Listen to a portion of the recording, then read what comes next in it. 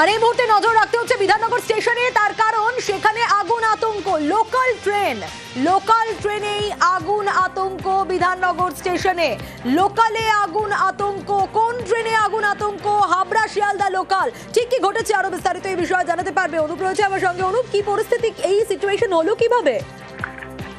হাবড়া শিয়ালদার লোকাল, সেই লোকালে কিন্তু একেবারে আগুন আতঙ্ক ছড়ায়। তার কারণ বিধাননগর স্টেশনে যখন 4 নম্বর প্ল্যাটফর্মের কাছে ট্রেনটি ঢুকছিল সেই সময় আচমকা দেখা যায় যে ট্রেনের যে পিছনের দিকের বগি সেখানে কিন্তু আচমকা ধোঁয়া বেরোতে থাকে। এর মধ্যে কিন্তু যাত্রীদের মধ্যে একটা আতঙ্কের পরিবেশ তৈরি হয়, হুড়োহুড়ি বেঁধে যায় এবং আচমকা ভিতর থেকে কিন্তু তারা নামার চেষ্টা করে। সঙ্গে সঙ্গে ট্রেনটি যখন দাঁড়িয়ে পড়ে যাত্রীরা বাইরে বেরিয়ে আসে এবং প্ল্যাটফর্মের কাছে যখন ট্রেনটি 4 নম্বর এসে দাঁড়ায় সেই সময় কিন্তু এইভাবে আগুন আতঙ্ক ছড়িয়ে পড়ে। যেহেতু স্টেশন চত্বর এবং ট্রেনের মধ্যে, লোকাল ট্রেনের মধ্যে প্রচুর ভিড় ছিল, সেই কারণে তারা হুড়মুড়িয়ে বাইরে বেরিয়ে পড়ে। যদিও রেলের পক্ষ থেকে বলা হচ্ছে যে 4 নম্বর প্ল্যাটফর্মের কাছে যখন ট্রেনটি ঢুকে পড়ে আচমকা যখন ধোঁয়া দেখতে পারে এটা অন্য কোনো কারণ না।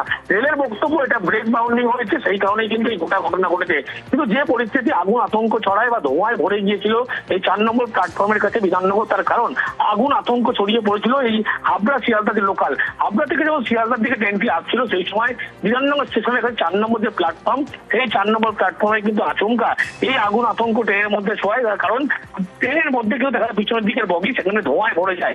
যাত্রীরা যে বগিতে ছিল সেই বগি থেকে হুড়মুড়িয়ে বাইরে বেরোনোর চেষ্টা করে এবং সঙ্গে সঙ্গে ট্রেন কিন্তু দাঁড়িয়ে যায়। কিন্তু এই যে গোটা ঘটনা সেটা বলা হচ্ছে ঠিক 4:35 নাগাদ ঘটনা ঘটে বিধাননগর স্টেশনে, মূলত আগে ঢোকার ঠিক 4 নম্বর প্ল্যাটফর্ম, সেখানেই কিন্তু এই ঘটনা ঘটেছে। হাবড়া থেকে যখন শিয়ালদা আসার পথেই কিন্তু এই গোটা ঘটনা ঘটে। যে দেখা যাচ্ছে যে বিধাননগর স্টেশন চত্বরের পিছন দিকটা যেখানে ট্রেনের 4 নম্বর বগি যখন ঢুকছেন 4 নম্বর প্ল্যাটফর্মে, এই ট্রেন ঢুকছে পিছন দিকের বগিতে আচমকা ধোঁয়া বেরোতে থাকে। ইতিমধ্যেই দমকলের পক্ষ থেকে 2টি ইঞ্জিন সেখানে কাজ করছে, কিন্তু রেলের পক্ষ থেকে বলা হচ্ছে ব্রেক বাউন্ডিং করার জন্য কিন্তু এই গোটা ঘটনা ঘটেছে। গোটা বিষয়টি ইতিমধ্যে জিআরপি ঘটনাস্থলে আছে। এই একটু জানতে চাইবো অনুপ, আরেকবার একটু ক্লিয়ার করতে চাইবো ট্রেন চলাচলের দিকটা। যখন ওই 4:35 নাগাদ ঘটনা ঘটে সেই সময় কিন্তু 4 নম্বর প্ল্যাটফর্মের ক্ষেত্রে শুধুমাত্র বন্ধ রাখা হয়েছিল। 4 নম্বর প্ল্যাটফর্ম দিয়ে কোনো রকম ট্রেন যাতায়াত করছিল, তার কারণ ট্রেনটি দীর্ঘ সময় ধরে দাঁড়িয়েছিল এবং দেখা যায় যে 5টা ঠিক 15 কিছু আগে, অর্থাৎ 5:12 নাগাদ ট্রেন চলাচল 4 নম্বর প্ল্যাটফর্মে শুরু হয়েছে। অর্থাৎ যে ট্রেনটি সমস্যা হয়েছিল সেই ট্রেনটি এই মুহূর্তে যে বিধাননগর স্টেশন থেকে নিয়ে শিয়ালদার দিকে যাওয়া হচ্ছে। শ্রমিকের জন্য 4 নম্বর প্ল্যাটফর্মে শুধুমাত্র সমস্যা হয়েছিল, যদিও সেভাবে কোনো সমস্যার কথা ট্রেনের পক্ষ থেকে বা রেলের পক্ষ থেকে উল্লেখ করা হচ্ছে। স্বাভাবিক, বেশ হলো।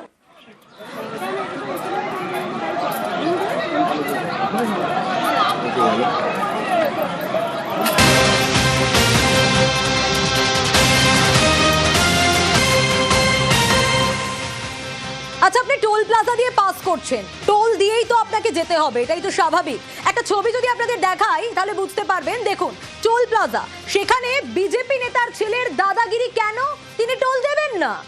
বিজেপি বিধায়কের ছেলের দাদাগিরি, তিনি টোল দেবেন না। শুধু দেবেন না তাই নয়, তিনি রীতিমতো মারধর করছেন কর্মীদের, সেই অভিযোগ উঠে এসছে এবং সিসি ক্যামেরায় যে ছবি ধরা পড়ছে। অতনু রয়েছে আমার সঙ্গে। অতনু, টোল প্লাজায় যাওয়া মানে টোল দিতে হবে, এটাই তো স্বাভাবিক, কিন্তু যে ছবি আমরা দেখছি বিজেপি বিধায়কের ছেলের দাদাগিরি, অভিযুক্তের পরিচয় নিয়ে যোগী প্রশাসন তাহলে কি বলছে?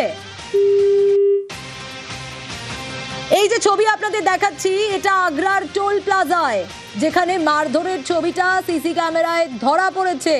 টোল না দেওয়াতে কর্মীরা গাড়ি আটকেছেন, সেটাই স্বাভাবিক বিষয়।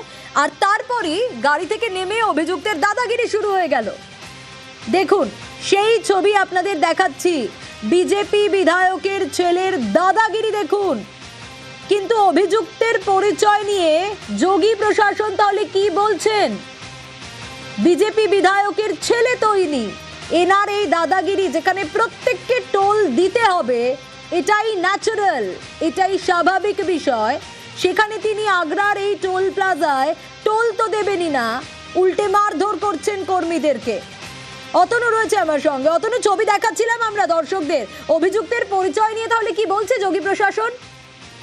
এখনো পর্যন্ত যোগী প্রশাসন এই নিয়ে কোনো কথাই বলছে না। যোগী প্রশাসনের দাবি যে তারা খতিয়ে দেখছে এটা, কিন্তু সোশ্যাল মিডিয়ায় এটা স্পষ্ট জানানো হচ্ছে যে ইনি একজন বিজেপি বিধায়কের ছেলে। তাহলে কি শাসক দলের বিধায়কের ছেলে বলেই কি এখনো পর্যন্ত কোনো রকম কোনো পদক্ষেপ করছে না যোগী প্রশাসন? এই প্রশ্ন বিরোধীরা করছে। আর যেখানে বলা হয় যে যোগী প্রশাসনে পুলিশ এনকাউন্টার করে, পুলিশ বাড়ি থেকে তুলে নিয়ে আসে, কোনো রকম কিছু বরদাস্ত করে না, যোগী রাজ্যে পুলিশ রাজ চলে, সেখানে এই ঘটনায় এখনো পর্যন্ত এই ভদ্রলোক কি করে ছাড় পেলেন তা নিয়ে প্রশ্ন উঠছে। বেচারা টোল ট্যাক্সে যিনি কাজ করছিলেন কর্মচারী, তিনি শুধু ট্যাক্স চেয়েছিলেন যে টোলটা দিতে হবে, এখান থেকে যেতে গেলে টাকাটা দিতে হবে, তার বদলে তার কপালে জুটলো মার।